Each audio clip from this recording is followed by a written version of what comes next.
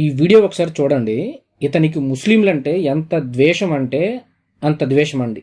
ఎందుకు అంత ద్వేషం అంటే ప్రపంచవ్యాప్తంగా అనేక మంది క్రైస్తవులు, ముఖ్యంగా అమెరికా, ఫ్రాన్స్, యూరోపియన్ దేశాలు, ఆస్ట్రేలియా, న్యూజిలాండ్, యూకే వంటి దేశాలలో అనేక మంది క్రైస్తవ విశ్వాసులు, అదేవిధంగా అనేక మంది పాస్టర్లు అంటే దైవ సేవకులు కూడా క్రైస్తవ్యాన్ని విడిచిపెట్టి ఇస్లాంని స్వీకరిస్తున్నారు. అనేక చర్చెస్ కూడా మసీదులుగా కన్వర్ట్ అవుతున్నాయండి. అనేక దేశాలలో ప్రజలు స్వచ్ఛందంగా పరిశీలన చేసి వాళ్ళు ఇస్లాంని స్వీకరిస్తున్నారు. ఈ విధంగా అనేక మంది క్రైస్తవులు మరియు దైవజనులు కూడా క్రైస్తవ్యాన్ని విడిచిపెట్టి ఇస్లాం స్వీకరిస్తున్నారు. కాబట్టి ఇతని కడుపు మంటకి కారణం అది. ఈ వీడియో చూడండి ఒకసారి. కేరళలో అది జరగలేదు. కేరళలో అసలు నేను ఎక్స్పెక్ట్ చేయని విధంగా జరిగింది. అక్కడ కాంగ్రెస్ వచ్చింది. కాంగ్రెస్ వచ్చిన తర్వాత అంటే పార్టీని ఉద్దేశించి నేను ఎప్పుడూ కూడా అనట్లేదు, కానీ పాప ఆ పార్టీ వాళ్ళు కూడా తెలియట్లేదు సాతాను ఒక రోజున ఎవరిని వాడుకుంటారనేది. కేరళలో కాంగ్రెస్ నేతృత్వంలోని కూటమి ప్రభుత్వం యూడిఎఫ్ అధికారంలోకి వచ్చిందండి.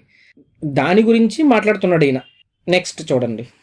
మీరు రోడ్ల మీద చూస్తే, ఇప్పుడు ప్రస్తుతం రోడ్ల మీద చూస్తే పాకిస్తాన్ జెండాలు పట్టుకొని ముస్లిం మతస్థులందరూ కూడా ఊరేగుతున్నారు.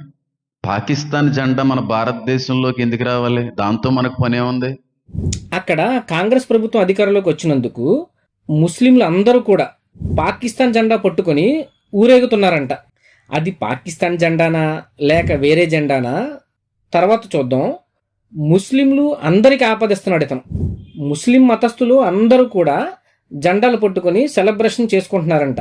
నాకు కింద కామెంట్స్లో చెప్పండి మీరు.